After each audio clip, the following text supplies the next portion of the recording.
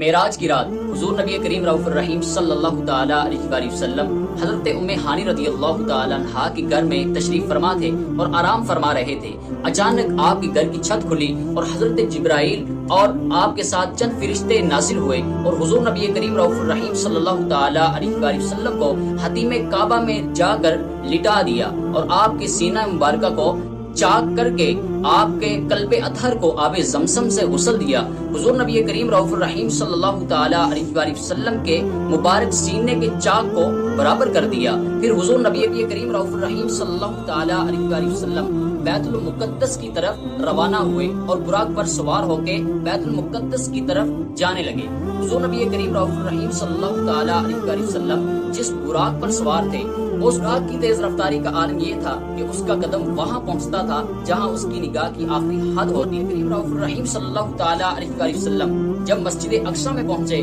تو آپ نے تمام انبیاء کرام علیہ السلام کو جماعت کے ساتھ نماز پڑھائی۔ پھر حضور نبی کریم رؤوف الرحیم صلی اللہ تعالی علیہ وآلہ وسلم مسجد اقصی سے آسمان کی طرف روانہ ہوئے۔ آسمان کی طرف جب روانہ ہوئے تو پہلے آسمان میں حضرت آدم علیہ السلام سے ملاقات ہوئی، دوسرے آسمان میں حضرت یحییٰ اور عیسیٰ علیہ السلام سے ملاقات ہوئی اور تیسرے آسمان میں حضرت یوسف علیہ السلام سے ملاقات ہوئی، چوتھے آسمان میں حضرت ادریس علیہ السلام سے ملاقات ہوئی، پانچویں آسمان میں حضرت ہارون علیہ السلام سے ملاقات ہوئی، چھٹے آسمان میں حضرت موسیٰ علیہ السلام سے ملاقات ہوئی، ساتویں آسمان میں حضرت ابراہیم علیہ السلام سے ملاقات ہوئی۔ ملاقات کے وقت ہر پیغمبر نے آپ کو مرحبا مرحبا یعنی خوش آمدید اے پیغمبر صالح کہہ کر آپ کا استقبال کیا۔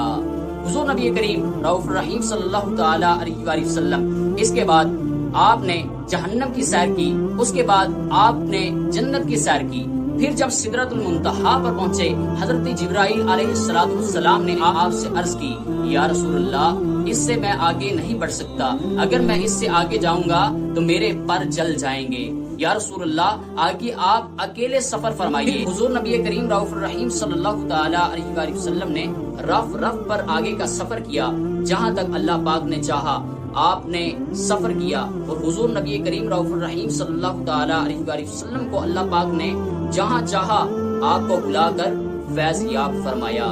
حضور نبی کریم رؤوف الرحیم صلی اللہ تعالی علیہ وآلہ وسلم کو اللہ پاک نے اپنا دیدار عطا کیا، جتنے بھی پردے تھے حجاب تھے سب کے سب اٹھ گئے اور حضور نبی کریم رؤوف الرحیم صلی اللہ تعالی علیہ وآلہ وسلم نے بغیر واسطے کے کلام کیا۔ اللہ پاک نے حضور نبی کریم رؤوف الرحیم صلی اللہ تعالی علیہ وآلہ وسلم کو 5 نمازوں کا تحفہ عطا فرمایا۔ حضور نبی کریم رؤوف الرحیم صلی اللہ تعالی علیہ وآلہ وسلم زمین پر تشریف لائے اور بیت المقدس میں داخل ہوئے۔ آپ نے اپنے براق کو لیا اور واپس تشریف بیت المقدس سے مکہ پاک میں آئے۔ حضور نبی کریم رؤوف الرحیم صلی اللہ تعالی علیہ وآلہ وسلم جب مکہ پاک میں داخل ہوئے تو رات کا کافی حصہ باقی تھا، پھر آپ آرام فرمانے لگے۔